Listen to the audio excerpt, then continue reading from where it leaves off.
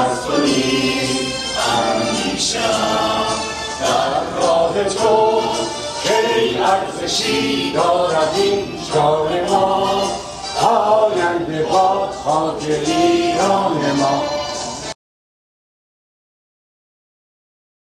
به سطحی مطابق حقوق بشر جهانی تمدن بشر دوستانه و صلح طلب ایرانیان را در جایگاه مناسب خود در دنیا قرار دهد. مقوله حقوقی تقسیم می شود انسان از اینکه مسلمان هستی یا نیستی، شیعه هستی یا سنی هستی، اگر شیعه هستی زن هستی یا مرد هستی. نمی توان امروز در سده 21 آدمی با وجدان بود، به سیاست‌ها و ایدئولوژی‌ها کاری ندارن و پذیرفت در یک نظامی نیمی از اونها فرض کنید زنان قبل از اینکه به دنیا بیایند برای جرمی رو که نکردن از حقوقشون محروم هستن در حقوق اساسی و در حقوق مدنی. صحبت میشه باید بکنیم. به نظر من منظورم از ما تمام نیروهای سیاسی است که خواهان یک نظام دموکراتیک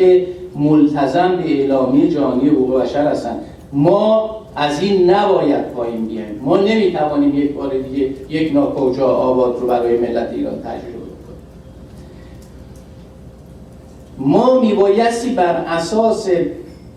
بندهایی رو که بیان میکنم در واقع بتوانیم یا متحد بشویم و یا سیاست‌های ما را با این استراتژی هماهنگ بکنیم و این رو فراموش نکنیم. آن جایی که امروز ملت ایران ایستاده و جای بسیار بد و خطرناکی ایستاده است، عقب نشینی از دخالت در سوریه است که میتواند سرنوشتی رو که در سوریه، جنگی رو که بین شیعیان و اهل سنت درست کردن در اونجا و ایران مستقیم و غیر مستقیم دخالت. ما باید از جمهوری اسلامی، از ولایت فقیه، از حکومت دینی عبور کنیم.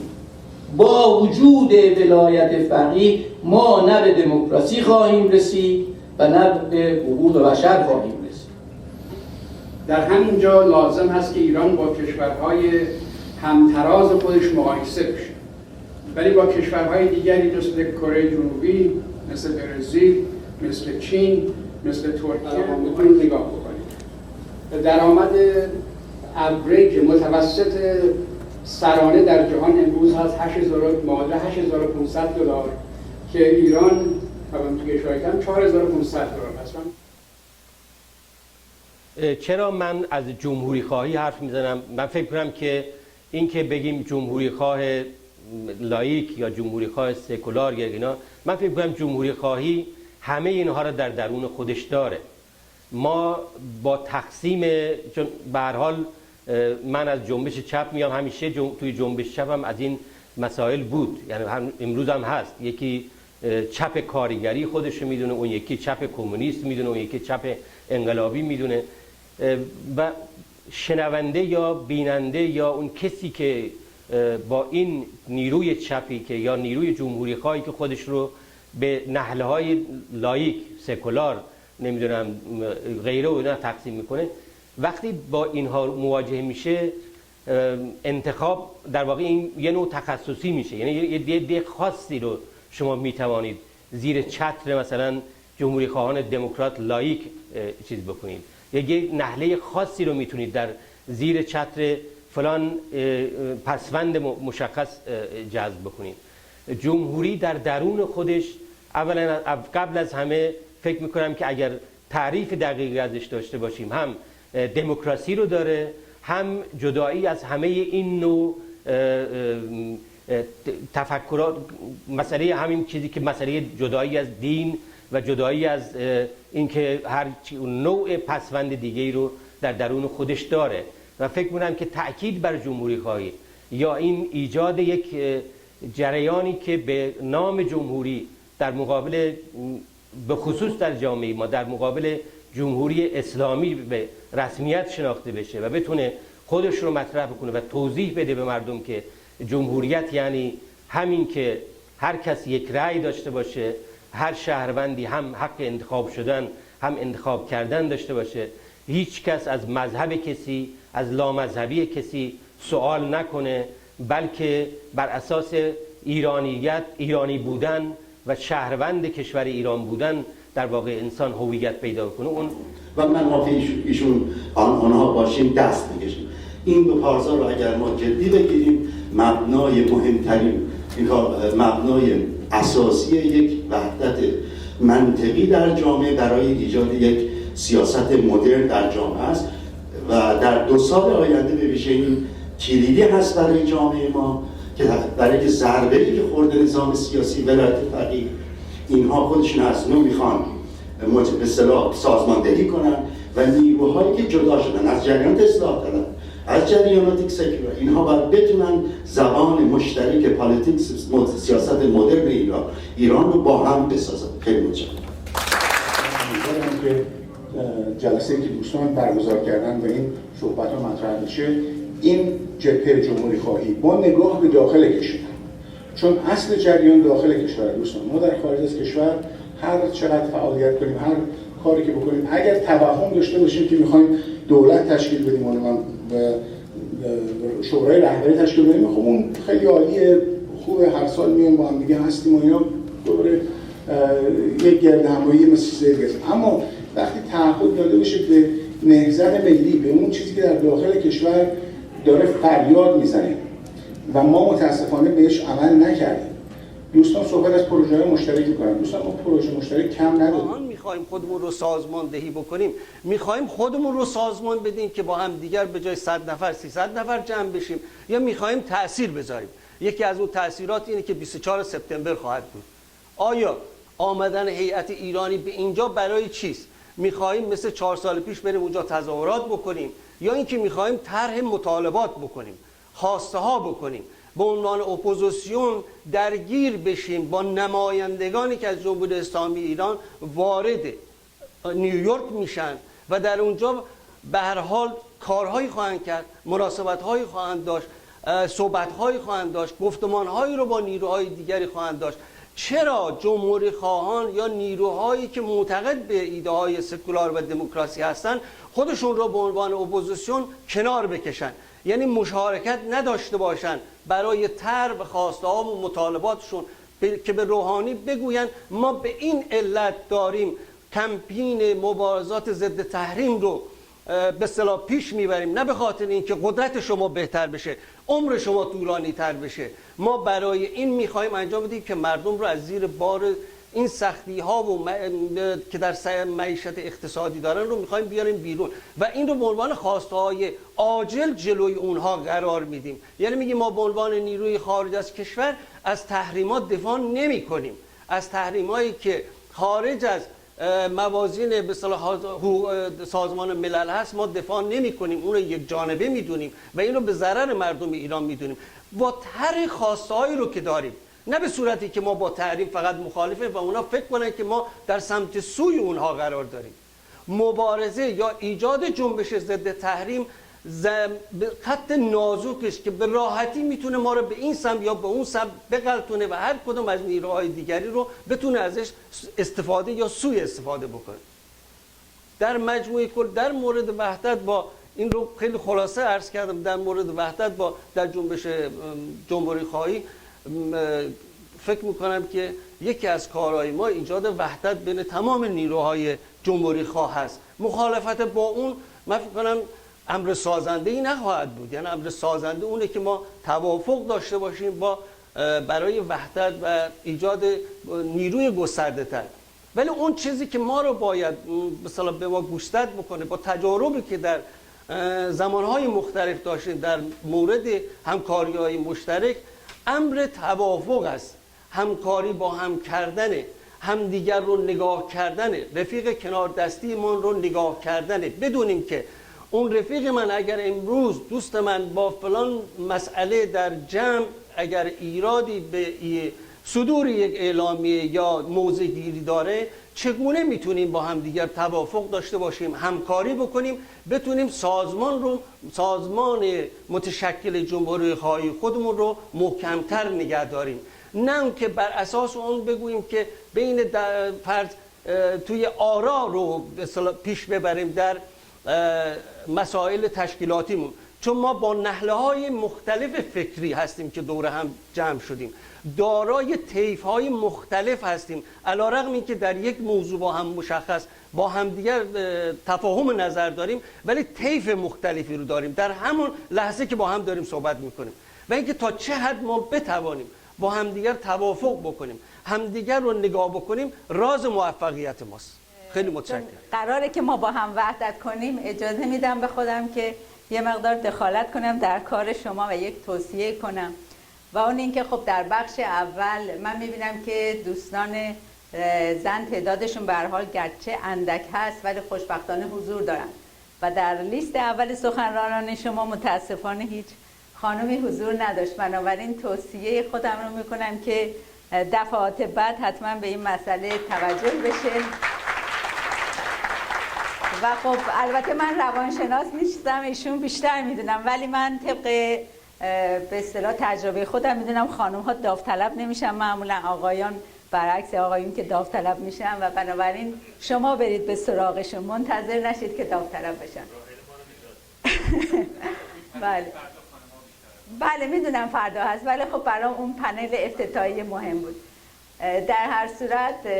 امیدوارم که با وحدت نیروهای جمهوری خواه از جمله این مشکل حضور کمرنگ زنان در بین تشکل‌های جمهوری خواهی تا حدودی برطرف بشه و ما بتونیم با حضور گسترده خانم‌ها و یه مقدار تبعیض مثبت که از جمله اتحاد جمهوری خواهان از همون آغاز برای زنان قائل بود برای رسیدن به مثلا عضویت در شورای هماهنگی یا هیئت سیاسی اجرایی در کل نیروهای جمهوری خواه جا بیفته. نکته دیگه ای که دوستمون فرید گفت خوبه که تو این صحبت‌های امروز بهش بپردازیم و دوستانم تا حدودی بهش پرداختم، پسوندهای نیروهای جمهوری خواه مثل لایک، سکولار و غیره.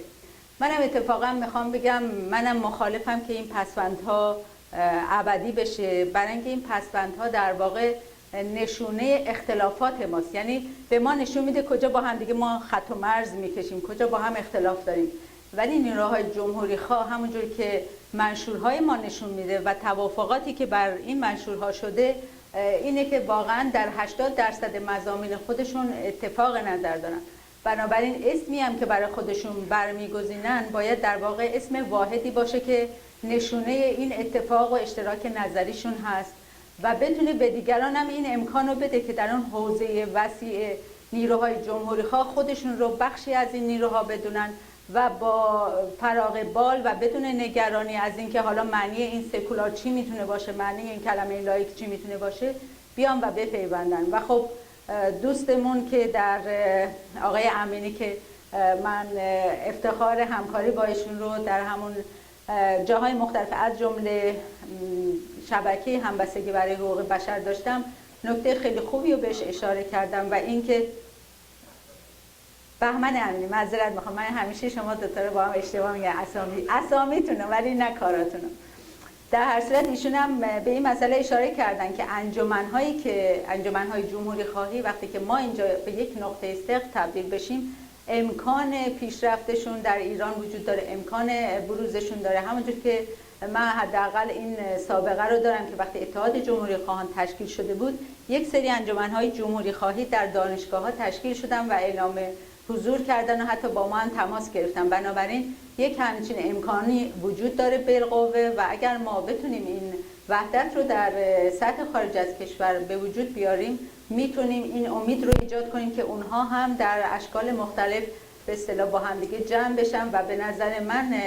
جمهوری خواهی گفتمان‌هایی رو در عرض این 10-12 سالی که به هر حال به شکل تشکیلاتی کارش رو شروع کرده به وجود آورده که اگر ما بتونیم با این اشتراک عملمون کیفیت کارمون رو بالا ببریم، میتونیم این گفتمان‌ها رو که از جمله بحث انتخابات آزاد هست، از جمله مشارکت سیاسی زنان هست که امروز تو مطالبات زنان هم می‌بینیم به طور مشخص بیان میشه، بتونیم این گفتمان ها رو به شکل بهتری پیش ببریم. خب من قبل از اینکه بهم اخطار بدی فکر کنم وقتم تموم شده. 1 دقیقه هم وقت دارم. خب بسیار عالی. بنابراین به یه نکته دیگه هم میپردازم و اون این که خب بعضی از دوستان بحث جبهه جمهوری خواهی رو مطرح میکنن، یا اینکه ما پروژه هایی رو بذاریم الان زوده و یا این یک آرزوئه که ما بتونیم به وحدت برسیم، بیایم سعی کنیم از طریق اتحاد عمل این کار کنیم. خب من فکر می‌کنم اتحاد عمل در طول سالی که حداقل من در خارج از کشور بودم یک امریه که وجود داشته و داره و بنابراین یک امری نیست که ما تازه بخوایم اقدام بکنیم به اون، ولی باید یک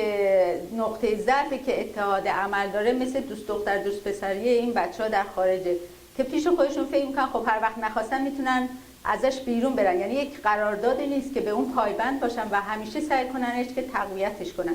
اتحاد فرق میکنه. وقتی که ما اتحاد میکنیم با هم، اتفاقا پای این میریم که یک قراردادی رو با هم ببندیم که توی اون قرارداد نوشته شده که ما علیرغم اختلافاتمون حاضریم با هم دیگه کار کنیم برای یک مدت طولانی. و وقتی شما چنین قراردادی رو با هم ببندید، خب دیدتون نسبت به هم دیگه فرق میکنه. دیگه با هر اختلاف کوچیکی فوراً به انشاء فکر نمیکنید، بلکه فکر میکنید من چطور میتونم این اختلاف رو حل کنم. همونجور که راحله عزیز فکر میکنم خیلی خوب اینو توضیح دادم و من ازشون خواهش میکنم که این بحثشون رو به طور وسیع‌تر ادامه بدن و کتبی کنن. این چیزیه که فکر میکنم در فرهنگ ما غایبه و حتما باید اونو یاد بگیریم که چگونه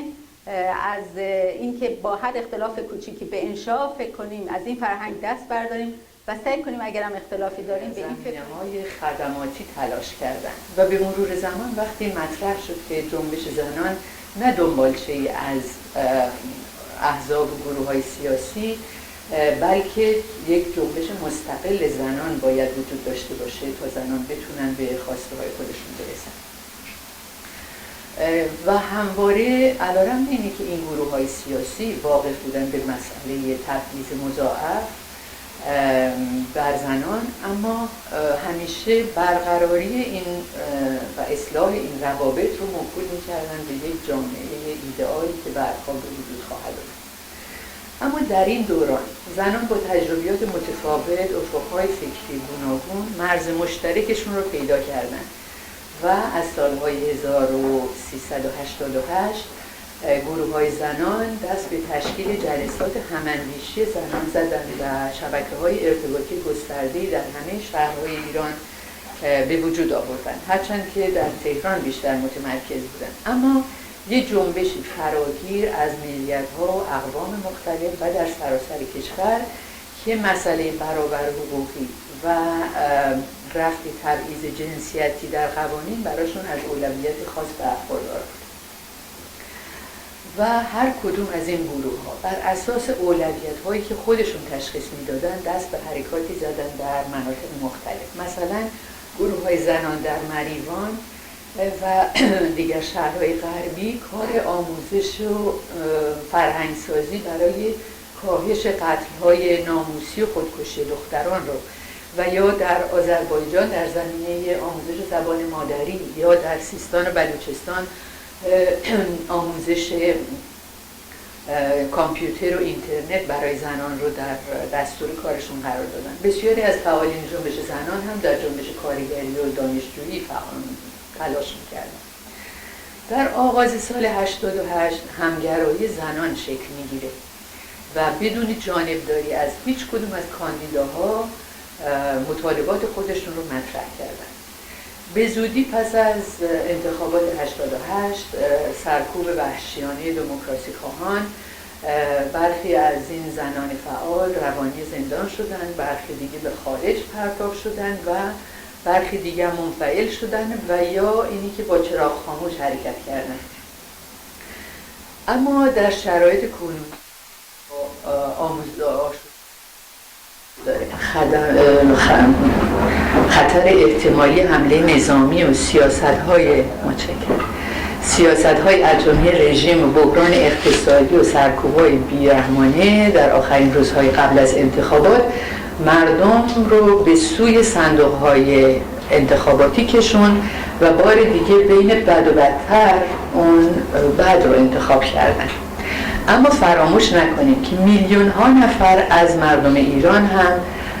در این انتخابات غیر دموکراتیک اصلا شرکت نکردند و دومین برنده این بازی شدند. در دوران قبل از انتخابات کنشگران جنبش زنان در خارج از کشور دست به برگزاری جلسه مجازی زدند و تاکید بر مطالبات زنان و لزوم پاسخگویی به آن از طرف نظام را خواستار شدند. در 21 خرداد 92 کنشگران داخل کشور یک جلسه هماندیشی به راه انداختند و مطالبات خودشون رو مطرح کردند بر این مبنا که این گروه‌های مختلف زنان هر کدوم اولویتی دارن اون رو به پیش ببرن بدون اینی که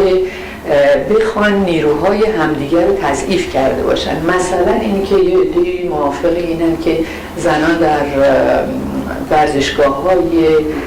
کشور مثلا در فوتبال بتونن شرکت داشته باشن، برخی دیگه ممکنه بگن که حالا گیریم که شما فوتبال هم نگاه کردیم بعد چی میشه. ولی این هم یکی از خواستهای برخی از زنان به خصوص جوانانه. در نتیجه یه عده‌ای هم از زنان به اصطلاح حکومتی شاید، ولی اونها هم میتونن لابیگری هایی بکنن نزد حکومتگران. در نتیجه این موفقیت به دنبالش داشت مسئله‌ای رو که کمپین مبارزه با پوشش اجباری بر سر صندوق‌های رای در خارج کشور که ای کاش این هم با برنامه‌ریزی و تدارک بیشتری برقرار می‌شد که در واقع یک تلنگری میزنه به جریانات داخل کشور. ولی با این حال تلاشی که کردن به نظر من بسیار مثبت بود. اما در 11 تیر ماه 92 دومین نشست زنان داخل کشور با شرکت کنشگرای مستقل برابری‌خواه، فمینیستای سکولار، زنان نواندیش دینی، ائتلاف اسلامی، سبز، اصلاح طلب گرد هم اومدن که علیرغم نگاه‌های متفاوت نشان دادن که همه‌شون به نوعی مدافع حقوق برابر و پیگیری برای رسیدن به این اهداف در جنبش زنانه. و وقتی وعده‌های انتخاباتی آقای روحانی پیش اومد در زمینه وزارت زنان، لغو سهمیه بندی جنسیتی دانشگاه‌ها، پیوستن به کنوانسیون رفع تبعیض زنان، اینا به چالش پرداختن و کمیته تدوین برنامه عمل هماندیشی رو تشکیل دادن. این پافشاری‌ها در دو زمینه کمک میکنه. این که هماهنگی بین این نیروها به وجود بیاد که اجباراً عقاید یکسانی ندارن و دیگر اینی که بتونن یه تعامل و تحمل همدیگر رو هم تمرین کرده باشن. اینا بر ایجاد ارتباطاتی از طریق کانال‌های مختلفی با گروه‌های زنان و همچنین روشنفکرانی که معمولاً به مسئله زنان نمی‌پرداختن دارن و احیانا مذاکره مستقیم با رئیس جمهور، انتقال دغدغه‌های زنان خواستار شدن به گماشتن زنان در زنان شایسته و صاحب نظر در تمامی وزارتخونه‌ها و پست‌های مشاوره زنان. در هر صورت کل مشارکت زنان در سرنوشت خودشون و رفع هر گونه تبعیض و خشونت علیه زنان یه حرکت گسترده برای نظارت مردمی بر انتخاب مدیران و پیگیری خواسته‌های گسترده زنان بوده. آقایون دموکراسی خواه و برابری طلب، آقایون سیاسی که واقعا فکر میکنید در ایران باید دموکراسی برقرار بشه و خب حقم دارین و بدون شک در اون دموکراسی هم سازمان‌های شما بخشی از اون دموکراسی حتما باید باشه و مشارکت داشته باشه. اما اگه به راستی به دموکراسی و برابری معتقد هستیم باید همین امروز سعی بکنید که زنان غیر بله‌گو در سازمان‌های شما نه تنها نقش فعالی داشته باشند بلکه اونها بتونن به سطوح بالای رهبری هم برسن. برابری رو لطفاً از همین حالا و از خودتون شروع کنین که فردا بتونین الگویی برای جامعه‌ای باشین که بدون چی رو میخواد جایگزین چی بکنه.